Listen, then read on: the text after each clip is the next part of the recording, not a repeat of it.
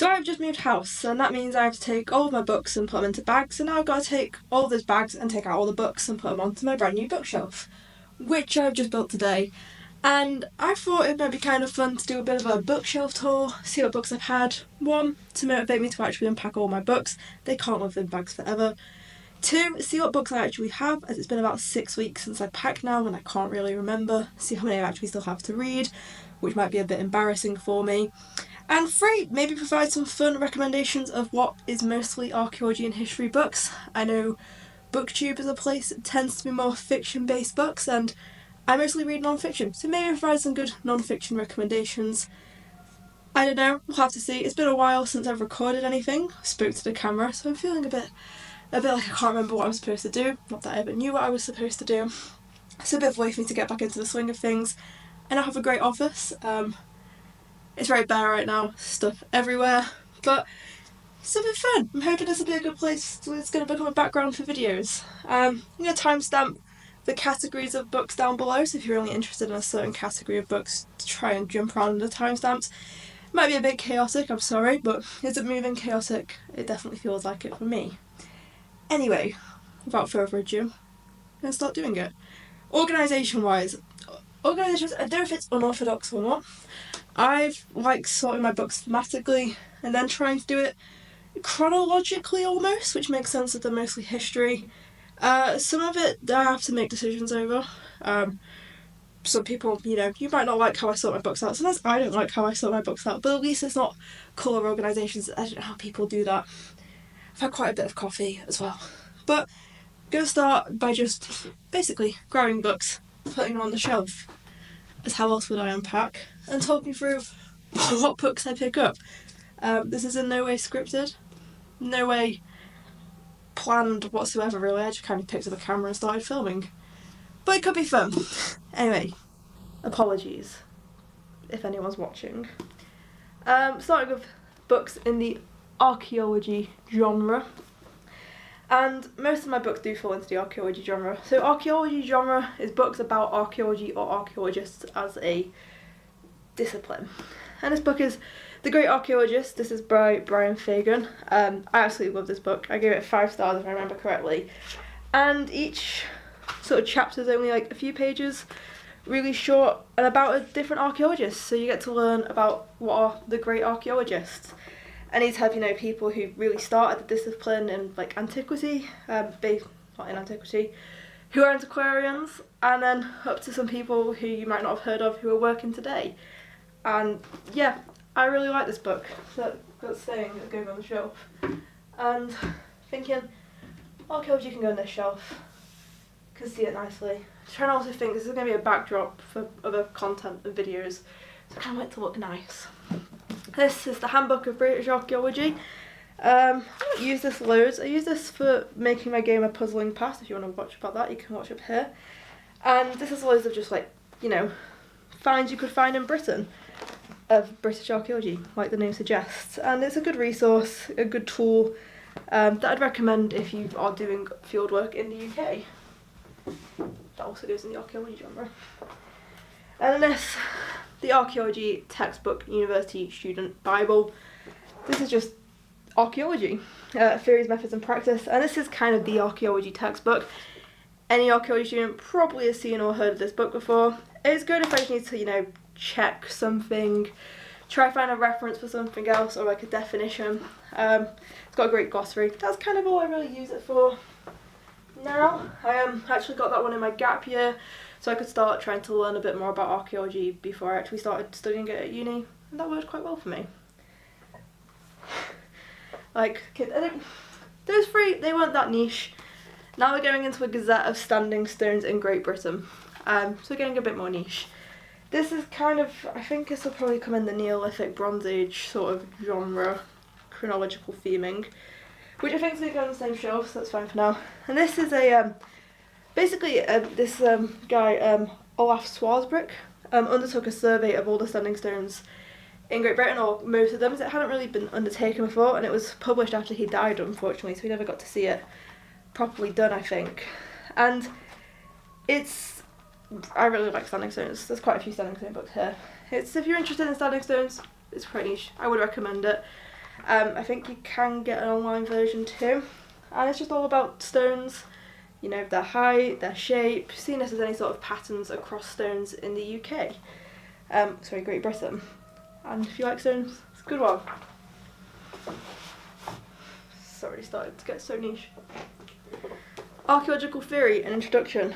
I got this when I was doing an Archaeological Theory module because the library didn't have a physical copy in, and I quite like physical copies of books and textbooks and things. And I think I've used it since. It's good to, you know, again, for a glossary, like, you know, a dip in, try to find a definition of something, or if there's a archaeological theory term that I can't remember, and I don't really do that much theory. That can stay. Another textbook, The Archaeology of Britain. Again, similar to the others, just sort of like a reference book to dip into if you need to find information on something. That was a very good review. This one's very nicely on the chair. The rest of them are on the floor, which is not as helpful. Okay, next book. Heading into the Neolithic. The Tale of the Axe, How the Neolithic Revolution Transformed Britain. I don't know if I actually finished this. I have read about 95% of this book. I feel like I always forget to read the last chapters of books as I'm in my head they're kind of finished, which I know is not how it works. And this one, you can tell how much I've enjoyed reading this. This one is a little bit damaged, but if you're interested in the Neolithic and want a book that kind of just gets you into that topic, would really recommend this. This was wrote really good writing, really informative, nice beginners sort of book to the Neolithic, which I think is an under-recognised piece of archaeology. I am a prehistorian. You'll see a lot of prehistoric books here. Neolithic, where will that go? Get that for now. Another Neolithic book, Inside the Neolithic Mind. I haven't actually got around to reading this yet. I've been on the fence for a while of whether I want to do Paleolithic, Mesolithic or Neolithic archaeology. Slowly starting to lean more towards Neolithic. So this one's definitely on my list to read really soon. This is by, who's this by again? David Lewis Williams and David Pearce. I haven't read it yet. I'm really excited to read it. Just one of those things, you know, when you've not got around to it. But that needs to go pride of place so I remember to read it. But here was my Neolithic book. What was the next one? This is Exploring Avebury by Steve Marshall, The Essential Guide. My dissertation is actually on Avebury, so there's quite a few Avebury books and I'm trying to build up a collection of them. And this is one of the first books on Avebury I think I got. And it's beautiful. If I go through this. It's an introduction to it. You can use it, you know, I'm visiting in 2 weeks' time, and I'm going to have to use this to take it with me to find all the sites. So my dissertation is a game based on the Avebury landscape. A video on that should be out now, or this will come before it, but soon. A lot of content's going to come out regarding my dissertation, which is on Avebury. And if you want a book on Avebury, would really recommend this one. It is stunning. Don't know if I'm going to put it on the shelf. I think this one might be a desk book. A desk book called books that I'm currently using quite a bit, so they go on my desk. Yeah, I don't know. Another desk book at the moment. This one actually only arrived today, so this is the newest book in my book collection library. This one's called A Zestful Life, the story of Alexander Keeler. And Alexander Keeler was a marmalade magnate. He inherited a marmalade business. He's a Scottish man. And he got really interested in archaeology, and he did most of the excavation work at Avebury. He's responsible for wider sites. In its way now, he did lots of preservation, conservation, excavation, things like that. This is sort of a autobiography of him, and I'm really excited to learn more about him. He's going to be an NPC in my game, so I feel like it would be good to learn more about who he really was, so I can try and make it an accurate portrayal. That's also going on my desk. Desk book. What else have we got here? This is not an archaeology book, this is Level Up. The Guide to Great Video Game Design, as I'm designing a game for my dissertation. I thought I needed a book to help me guide through that, and I can also reference this in my methodology. And I'm absolutely loving this so far. It's got a great template section at the back, and this probably won't interest quite a lot of people watching. It's not archaeology, but if you are interested in game design, I would really recommend that book. That's also going on the desk pile. Not really added many books to the bookshelf yet. Archaeology for Dummies. I got this again before I started studying archaeology at university, just to have something that's more of an intro to the topic. This one, if I remember correctly, felt quite US based. It's been a while since I flicked through this. This was almost one I was going to get rid of, but kind of got a bit of an emotional connection to it since I had it for such a long time now. But again, just sort of a intro guide to doing archaeology, so physical field work and practice. If I remember, it had a what actually is archaeology, how sites form, a really good beginner's guide. So if you are a dummy, but you kind of want to know more about how you actually dig, how you actually excavate. It was a good read. It was more US based, yes. But yeah, it can stay around for a bit longer. This next book is Secret Britain, Unearthing Our Mysterious Past, and this was kind of like a guide to archaeological sites in Britain. It's like sort of a collection of them. It's got really bright. It's got a map at the start and then sites from across most of Great Britain. Or like finds and where they came from. It was very pretty. So I got this one as more of like a coffee table kind of book. Stonehenge. You know, so if you know someone who's interested in archaeology, might want some sites to visit, it's a nice one. It's also a really pretty book. My next two books I haven't actually got around to reading yet. Quite niche. I like to give you, I'm giving you a really niche book and then I'm giving you some more general books. Nice range. These are both on bog bodies. We've got Bog Bodies Uncovered and Bog Bodies Face to Face with the Past. I've partially read both of these, dipped in and out. I became kind of interested in bog bodies and wanted to learn more about them, as I'm originally from where near the Lindo Man was formed, which is a very famous bog body who now lives in the British Museum. So if you're interested in bog bodies, who isn't, hey? Would recommend both of these. And these kind of go in the prehistoric section. I think they've been living in my prehistoric section. I think they're prehistoric. Next is Lady Sapiens, Breaking Stereotypes About Prehistoric Women, and I have read this, and it was basically just a book on prehistoric women and their role in society, and then breaking down misconceptions that they were just, that there was men hunted and women sort of, did the home bits. It sort of breaks down those things. It lays out a lot of questions. I think at parts I wish this book went a lot deeper than it does. It's quite a small read. It's an amazing cover, really pretty, and I feel like I'm due to reread this, as I can't really remember too much about what it says, but it's got sort of like about life, sensuality and sexuality of women, starting a family, sort of like questions of where to go, powerful women, sort of, the role of them in society and what this would have entailed.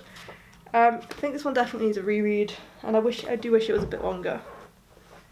That goes in prehistory section. Homo sapiens rediscovered, the scientific revolution rewriting our origins. This one, I believe, is Paleolithic archaeology, sort of the emergence of Homo sapiens, how like DNA work has changed things, how the new science is changing everything. I got this when it came out, which, when was that? 2022, so I got this on release day almost. And it really just breaks down Homo sapiens entering. It's got a chapter on Homo sapiens going into Europe. It's also got some on Neanderthals and Denisovans. And yeah, this is a really good book on Paleolithic. I just think this one needs a reread. I can always tell if I can't quite remember what they were about, but I remember enjoying it. I should probably give it a reread. But yeah, I'd really recommend this book if you're interested in the Paleolithic.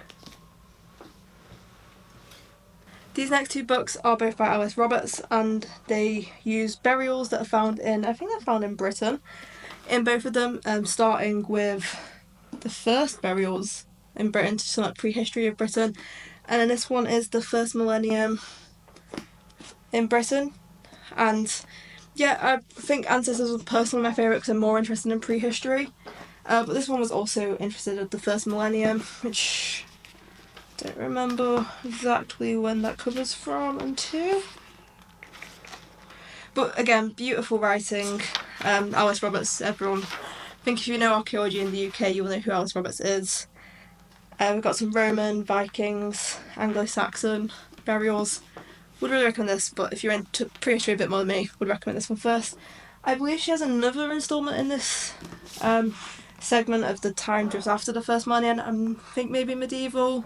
Not sure. I haven't read that yet and don't own that. Be one that I'd like to read if I get time and get around to it. But again, might not have too much time. Too many books to read. It's always the problem. This is one of my favourite books that I own. This is The World of Stonehenge by the British Museum. And this is based on the exhibit of the same name, The World of Stonehenge, which is a temporary exhibit where they had the Nebraska disc, which is my all-time favourite archaeological artefact. And it just explored the world surrounding Stonehenge. Everyone knows Stonehenge, but how many people know about the world itself and the wider climate Stonehenge would have existed in? And this is basically the book of the exhibit. It's absolutely stunning, full of pictures of the artefacts that were there. And yeah, I honestly wish it was a permanent exhibit, and I'm really sad that I won't ever be able to go to it again. And yeah, it's just a great book to own. All about Stonehenge. More books about stones. I think the next few are going to be books about stones. It's called The Old Stones, a field guide to megalithic sites of Britain and Ireland. This is by a great website, the Megalithic Portal, which is an online map based website where you can just search megalithic sites near you around the UK and I think the wider world. And this book basically takes some of the best information from that website and puts it into one book. And it's split into regions of the UK. So you've got lots of megalithic sites. And then throughout it, you'll also have sort of pieces, written pieces. I'm trying to find one now. So this is a written piece about a unique configuration of monuments at Dorstone Hill. And yeah, I got this one since I've become interested in standing stones and megalithic monuments. And yeah, it's a great read. Again, another one to have on the coffee table. And you know, it's also a useful book. Sometimes I think, read it once. It's one I can dip in and out of and explore a place near me or a place I'm going to, see what's nearby. And it's also got some really great resources and longer written pieces. These are two more books on standing stones. We've got the Standing Stones of Europe, a guide to great megalithic monuments, and the Standing Stones, Stonehenge and the World of Megaliths. I've not read either of these yet. These are part of the standing stone obsession that I need to read. And yeah, these kind of fit with my dissertation. Just got a bit of standing stones. Currently drawing a lot of pixel versions of the standing stones at Avebury. And I'm excited to dip into these. I don't remember when these came out, but I don't think they're the most recent. Cannot find the date. No.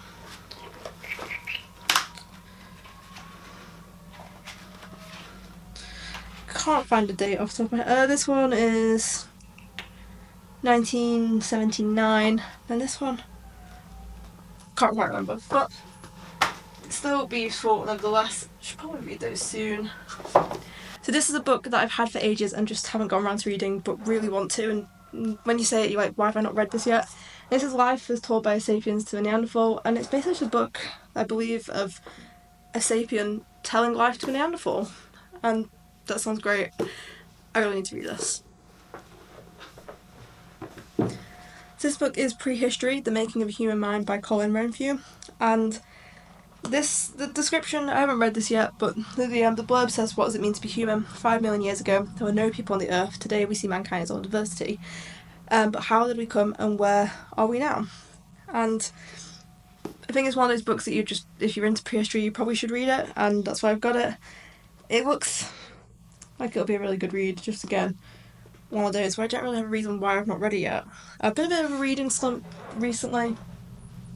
Hoping to get out of that. I've got sort of a new sort of a new mindset about reading to try and get back into reading a bit more regularly. Been reading more articles and journal articles at the moment, but I want to get back into reading actual physical books again. And I also want to get better at active reading, so rather than just passively sat flicking through a book, reading and actually absorbing all the information. So rather than just, slowly going through a book will be better for me than just, reading just for the sake of reading. But that's a slow shift that I'm trying to, pivot my way through. And if you're interested about my reading approach, I can make a separate video on that. That's onto the bookshelf. Now, if you had to read one book on Neanderthals or the Paleolithic, or if I had to make you probably read one book out of all these whatsoever, it would be Kindred, Neanderthal Life, Love, Death and Art by Rebecca Ragsykes. I'm actually in the process of rereading this at the moment. It's just a book about all things Neanderthals. It just tells you everything you need to know. And I think Neanderthal is one of those things that have had massive misconceptions. Still to this day, you call someone a Neanderthal as an insult, which is just not the case. Neanderthals are kindred, which means like us, really like people. And this book completely changes how you think about Neanderthals. And I'm really looking forward to my Neanderthal module, which starts next semester, which is in about a month's time. And that's why I'm rereading this at the moment, just to get myself so excited to be studying Neanderthals again. And yeah, if you've been passingly interested in Neanderthals, do pick up and read this book. So next we've got Sun, Moon and Standing Stones, another book on standing stones. Not read this one yet either. Gosh, that has really small font. I'm trying to remember where this one dates to as well. This is 1978, so for some reason I've got some vaguely vintage standing stone books collection going on. They will get read. But it's kind of recent before I moved, so it kind of makes sense I've not read those. This one is How to Build Stonehenge by Mike Pitts. And again, not read this. Really excited to read it. No reason why I've not read this, which I've probably said that about 3 or 5 books now. And yeah, I'm hoping this will just give me a guide to build Stonehenge. Just want to build a mini one in my garden. And yeah, I'm visiting Stonehenge in 2 weeks' time when I go down to Avebury, so I feel like I should maybe try and read this before I go. We'll see. Now, this isn't a book, but it always lives on my bookshelf. This is actually a map of ancient Britain, and it's a map, an Earth survey map of the UK, but with archaeological sites added to show you ancient Britain. And they also have a Roman Britain version of these, which I think would be pretty cool. But yeah. Okay, I think now we're moving from archaeology books to more prehistory books to more Romans. Got quite a few Roman books. But yeah, this one here is a book on museums. It's called Museum Basics, and I think it's like a textbook guide to museums. I've dipped in and out of this for some things, but I got this at a book sale, and it just basically a guide to how you run a museum, what goes on behind museums, which I think will be a really useful book for me as someone who's interested in the heritage industry. And I've dipped in and out of this, and I think it's kind of dated, but the information all stays the same. First published 1993, so yeah, just one of those fun books I own. Fun books to me. Okay, moving into the Romans section of my books. I own quite a lot of books on Romans. I did get rid of some recently, as I'm not that interested in the Romans. When I first came to uni, I thought I was going to be a Roman archaeologist, and that is definitely not the case now. But I've always found the Romans really interesting. They're everywhere, so it's kind of easy to get, see things built by them. And yeah, one of the first books I read about the Romans was the SPQR by Mary Beard, who's sort of the Roman historian / archaeologist. She's great, and her writing's amazing, so I would really recommend this book if you want to know anything about the Romans. It's a history of ancient Rome. I think this sort of ends, I don't remember when this book sort of ends, but where it does end, she has a new book called Emperor of Rome, which picks up where this one ends apparently, and this is one I have not unfortunately read yet, but hoping to dig into this at some point soon when I get bored of other prehistory books. But yeah, the Romans do have a special place on my bookshelf. This one is a Roman York, so a bit of a niche one. Again, was really interested in the Romans, studied archaeology at York. York's Roman originally. And yes, this was a great book of things about Roman York. Another Roman book, we've got Roman Britain, A New History. Just a pretty book full of Roman stuff. And then other Roman books, we've got Domina, the women who made Imperial Rome. I've read most of this, then I put it down. I just couldn't get back into it. It was just really small font, and I've not got the best vision. I can't be doing a small font, but I'd like to pick it up again at some point, hence why it still is here. And this book has a really special place in my heart. It's The Roman Invasion of Britain, Archaeology versus History. And I actually read this before I even applied to study archaeology at university, and I don't think I've looked through it in ages, but it just had a special, I think I mentioned it on my personal statement when I was applying to uni, and it just has a special place in my heart, and I'm not quite ready to part of it, and I don't think I will, as yeah, it's probably the first more niche archaeology book I read. Another Roman/Roman adjacent book is The Fall of Carthage. I was really fascinated by the Punic Wars, which were a series of wars between Rome and Carthage. So I got this book to read more. Not read any of it yet. Got this one fairly recently, I think. And look how small this is. Gosh. We'll definitely be getting around to this at some point. It's just something I'm interested in. Next, one of my favourite books I own on ancient Rome, which is Ancient Rome on 5 denarii a day. It's how you would have... It's done sort of like a tourism book, like a travel guide, as if you were going to visit ancient Rome and what you could do with 5 denarii a day. And I just love how it's just a different sort of approach to non-fiction that I really enjoyed. I think at the end it had like a language guide, you got English to Latin phrase book. And yeah, just a bit of a different approach. If you're vaguely interested in Rome and want an easy book to get into, I would recommend reading that one quite a bit. But then now we're moving sort of away from the Romans, I think, unless a Roman book pops up somewhere. More classical stuff. This one is a bit different. This is by Mary Beard, but it's on women and power, a manifesto, and it's just a really small book about women, power, history. Just a really great read. It's a manifesto. Would really recommend that. Need to reread that too. This one I haven't read, but one that I would like to get around to at some point. It's just The Amazons, Wives and Legends of Warrior Women Across the Ancient World. And I think I got this after watching Wonder Woman at some point.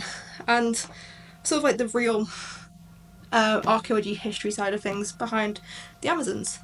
And I think it looks like it'll be really good, but just not got around to. Also got a book on ancient Greece that I've not read. I haven't been to Greece in quite a while now, so I think when I next go to Greece, I'll make sure I've read that before then, just to know a bit more about the archaeology history of ancient Greece. Yeah, it's something that interests me that I just not dipped into. And this book is Cities That Shaped the Ancient World, and this is just short chapters on different cities. It's split across the continents of the world. You've got places like Troy has a chapter, Carthage has a chapter, Athens, Mohenjo-Daro, Pompeii, Rome, basically lots of cities, and cities that how they shaped the ancient world, why they're important, why we should know about them.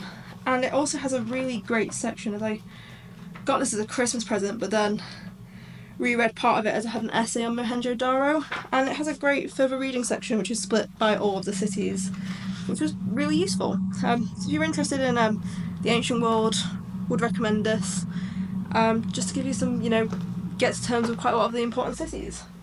Now this book, I think I've read the first half of it several times now, and then just forgotten to finish it, as it is quite big. And it's The Rise and Fall of Ancient Egypt. I got this because I loved ancient Egypt when I was younger. A bit of a cliche, but it was true. And I got this so I wanted to, rekindle that, remember it.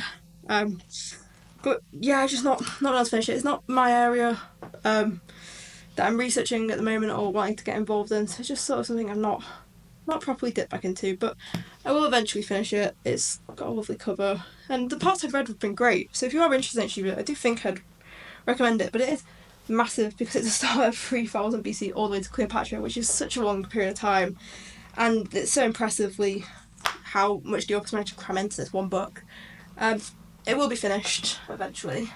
Now, one of the last sort of book collections to go on is this stack of small books, which is my collection of very short introductions, and that's a book series by Oxford. I think it's Oxford University Publishing, and these are just tiny books under. I think most of them are under 300 pages of introductions to a topic that are very short, exactly like in the name, and I always find them great if there's something I'm passingly interested in, want to know a little bit more about.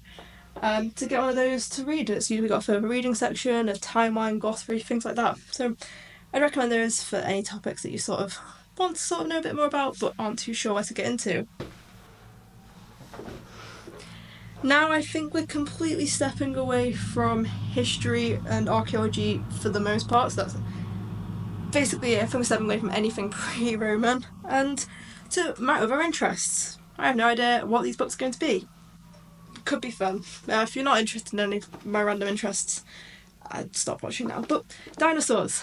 I love dinosaurs. Yes, archaeologists don't dig dinosaurs, which is a fairly common misconception. However, I find dinosaurs just really interesting, so I think I confuse people sometimes. But yeah, I love dinosaurs, so I've got some books on dinosaurs. My number one book on dinosaurs is The Rise and Fall of the Dinosaurs. This is wrote by Steve Bruchette, and it's just an incredible intro book to the dinosaurs. I find it absolutely fascinating. The way he's wrote this book is he sort of peppers in stories from across his career as a paleontologist, and it just makes you learn so much more of the information because it's just so easy to read. A really personable approach, and if I was ever going to write an archaeology book, I think I'd copy some of his techniques. Another non-fiction book that's one of my top 10 non-fiction books of all time is The Five, The Untold Lives of the Women Killed by Jack the Ripper, and I was interested in true crime. I'm not so interested in it now, but this book sort of goes through each of the victims of Jack the Ripper and just tells their lives up until the point they were murdered, pauses, then resumes with the aftermath of this and has had on these women and their lives, and it just sort of desensationalises Jack the Ripper as an individual and puts some more emphasis onto the victims of how these were real women, how their lives, what led them up to this point. And yeah, if you're interested in Jack the Ripper or true crime, or just want to read something that's incredibly well written, incredibly well researched, this will be a book for you. I also heard the audiobook's really good. Do think this should be a must read. Now this book is called Plan Your Escape, and it's a book about escape rooms. I work in an escape room. I like escape rooms, so I got this to read more about them.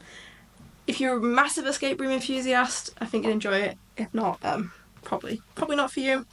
Another fun little non-fiction book we got is A Short History of Drunkenness. Just a history of people drinking alcohol. What's not to like in that? Fun, easy to read, entertaining. If you want to get into non-fiction but not sure where to start and want a simple read, I'd recommend this one for you. I knew there'd be more history and archaeology books hiding from me. This is The Seven Wonders of the Ancient World. I am most of the way through this, I think. And it basically just goes through each of the seven wonders of the ancient world, what we know about them, what we think we know about them, what was true. The dust covers on this upside down. And yeah, we've got the Great Pyramid of Giza, Hanging Gardens of Babylon, Temple of Artemis, Statue of Zeus, the Mausoleum of Halicarnassos, Colossus of Rhodes, and the Pharos Lighthouse at Alexandria, which are the seven wonders of the ancient world. I was really enjoying this. Need to pick it back up again. I feel like I've said that about far too many books. Sort of feels embarrassing now. This is my latest book that I got on dinosaurs, which is 10 Things You Should Know About Dinosaurs. 230 million years for people short on time. I got this one pretty recently. I think it's just over 100 pages, so I could probably sit and read this now and be done pretty quickly. But yeah, another one for my dinosaur obsession. I do think this is just really summing up so many of my interests and that I just like to buy books for them. Next is a women's game, the Rise, Fall and Rise Again of women's football. I really like women's football, enjoy watching it, so I got this to learn more about the history, and I'd really recommend it if you're a women's football fan. Then again, completely different random shift. We've got a philosophy book now, which is How to Be Perfect, the correct answer to every moral question. And this is written by the person who made the TV show The Good Place. Absolutely love that television show. It's such a book on philosophy. If you've watched the show, you'll know how much philosophy is sort of in it and incorporated in it. And this basically gave you a really good beginner's guide to philosophy as someone who knows absolutely nothing on philosophy. So I would really recommend this to, especially if you've watched the show. And I think for the most part that kind of sums up most of the non-fiction books I have. The shelf is looking pretty bare. I've got some more space now, so to buy more books, no, I'm going to read the books I have first. Before I'd end you on Geophysical Survey and Landscape Survey. So I just realised I actually ended the video without reorganising the books, so I reorganised it. They look a lot better now. It was quite nice. And I forgot you got to add the bookshelf decorations. So we've got a lovely fake plant, a fedora from an Indiana Jones Halloween costume that I made once, my Lego Back to the Future DeLorean. It's in a bit of a sorry state due to the move. I need to repair that quite a bit. The extra shelf is just making me think I should buy the Raiders of the Lost Ark Lego set, but finance wise I should probably try not to think about that. But I think I'm going to get that at some point soon.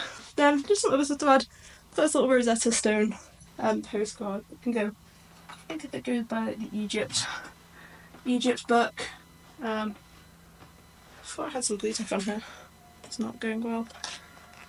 Just, make it feel a bit more homey. Lived in. Oh, I also have stood around for a bit. My Stonehenge calendar for the year. That just finally moved it to August. It was stuck on like March or something. And it's looking cute. It's looking nice. Feeling homey. Feeling like I can do some good work in here. Some more fake plants. They don't got water on my bookshelf. Maybe one there. Another one. So there. I've got this old compass that I've had for so long. It's pretty cool. I can go put that up there. Then in first year we have like an experimental archaeology session for our artifact and material module. It's a little flint scraper I made back then, and that lives on the bookshelf with the prehistory books. I also have this little Colosseum statue from when I went to Rome that also goes on here with the Rome books. And I have a ruler, so it's a ruler with all the monarchs of Britain. That can go on the non-fiction shelf of other nondescript non-fiction. And yeah, that's kind of my bookshelf all moved in. A bit of a chaotic video, completely unplanned, completely unscripted. And yeah, if you enjoyed it, let me know what was your favourite book, any book recommendations, any books you want to read, stuff like that. And I'll see you in the next video. Thank you for watching if you made it this far, if this video ever sees the light of day. Yeah, bye.